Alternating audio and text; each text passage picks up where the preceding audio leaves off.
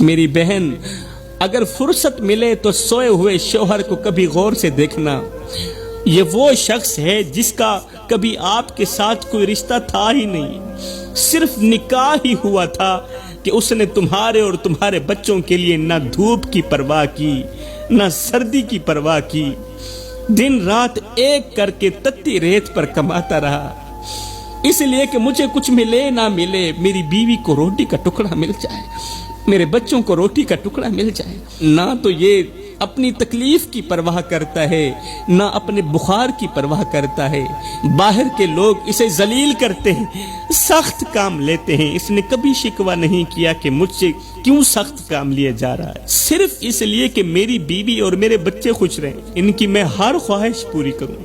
آج کلائنٹ بدتمیزی کر رہا ہے، آج مالک بدتمیزی کر رہا ہے. اس بیچارے نے کبھی محسوس نہیں کیا، کبھی جواب نہیں دیا، کبھی یہ نہیں کہا کہ میں تھک گیا ہوں، کبھی یہ نہیں کہا کہ اب مجھ میں ہمت نہیں رہی. وہ گرمی میں جلتا رہا، سردی میں کانپتا رہا، بارش میں بھیگتا رہا، مگر گھر کی دہلیز پر قدم رکھتے ہی مسکرا دیتا تھا تاکہ بیوی اور بچوں کو میری تھکن کا احساس نہ ہو.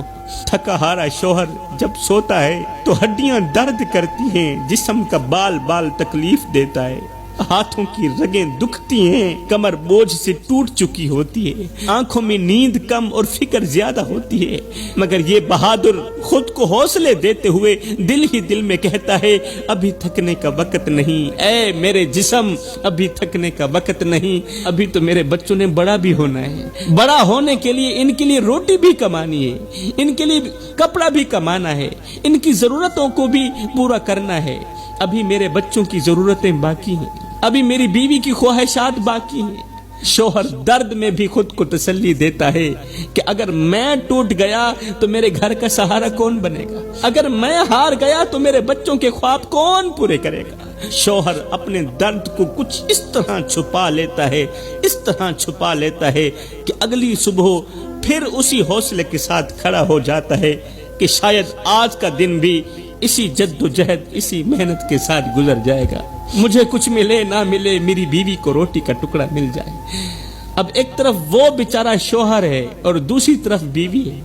تھوڑا سا مسئلہ بھی ہوتا ہے تو ڈنڈورا پیٹنے لگ جاتی اور بار بار ایک ہی جملہ بولتی ہے کہ تو نے میرے لیے کیا ہی کیا ہے، تو نے میرے لیے کیا ہی کیا ہے. بیوی کا یہ جملہ سن کر شوہر بیچارہ دل ہی دل میں رونے لگتا ہے.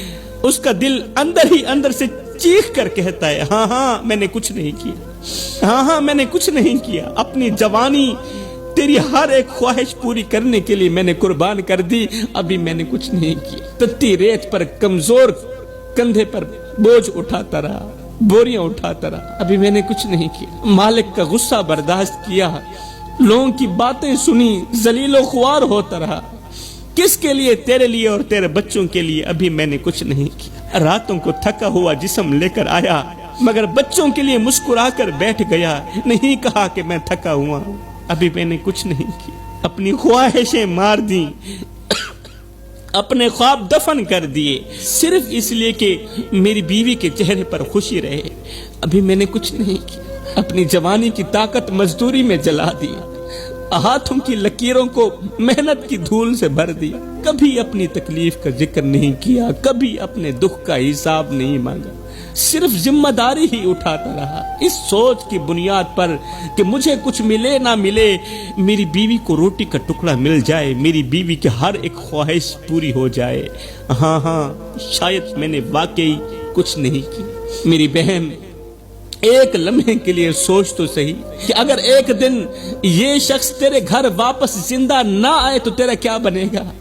ایک دن تیرا شوہر تیرے گھر واپس زندہ نہ آئے تو تیرا کیا بنے گا. وہ دروازہ جو ہر شام تیرے شوہر کے قدموں کی آہٹ سے کھلتا ہے، کیا وہ دروازہ ہمیشہ کے لیے بند نہیں ہو جائے گا. وہ کرسی جس پر یہ تھکا ہارا مسافر بیٹھ کر سانس لیتا ہے، وہ کرسی خالی رہ جائے گی.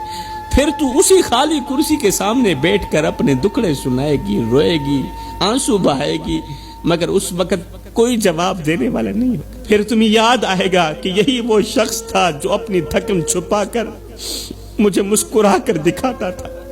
یہی وہ شخص تھا جو اپنے بچوں کی ایک مسکراہٹ کے لیے اپنی پوری طاقت لگا دیتا تھا۔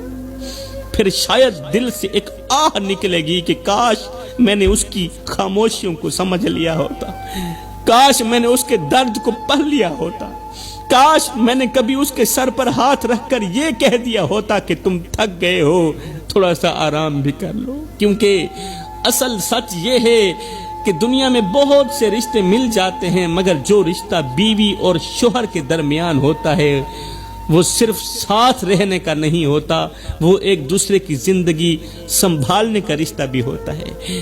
ایک ایسا سہارا جو جب تک ساتھ ہو اس کی قدر کم محسوس ہوتی، مگر جب وہ سایہ سر سے اٹھ جائے تو پوری زندگی سنسان لگنے لگتی ہے۔